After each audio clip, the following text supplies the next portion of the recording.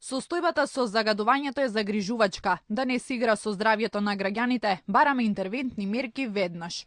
Невладините повторно ги притискаат институциите да бидат посериозни во справувањето со аерозагадувањето. Велат дека владата крои мерки кои не можат веднаш да дадат ефект. Предлагаат бесплатен јавен превоз, мораториум на градби и зајакнати контроли со кои ќе се казнуваат, а не да се опоменуваат загадувачите. Бесплатен автобуски превоз за сите граѓани во текот на наредните 3 месеца, бидејќи ова не е нешто што може да се реши преку ноќ.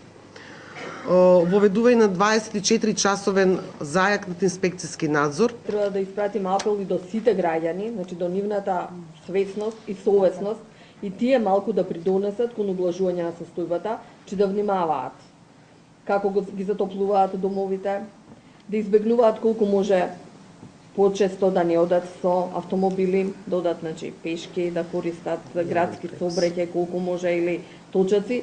Невладините алармираат дека секое второ дете во земјава се соочува со респираторни заболувања. Потсетуваат дека државата како главен гарант за човековите права треба да ги искористи сите механизми да се реши овој горлив проблем. Во спротивно велат, подготвени се и да поднесат тужба. Граѓаните се жалат дека непријатната миризба и чад кои се присутни во вечерните часови се неподносливи. Бараат одговорност од надлежните, но и да се активира свеста кај секој индивидуа да не штети на околината. Воздухот го загадуваме самите ние. Тоа е наједноставен одговор. Значи дека треба свеста да се. Тачно.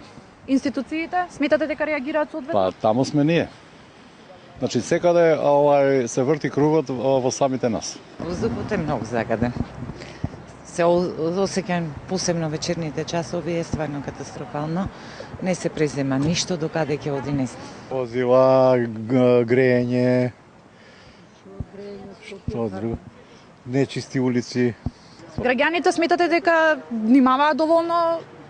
Па и тоа е фактор, да. Треба и малку да се културата да се зголеми кај граѓани. И додека се уште се чека имплементирање на каква било мерка, најновото европско истражување за воздухот во Западен Балкан ги притиска големите индустријски погони да ги намалат емисиите на штетни гасови. Податоците велат дека доколку се почитуваат европските правила за електраните на јаглен, во Македонија годишно би се спасиле околу 600 животи.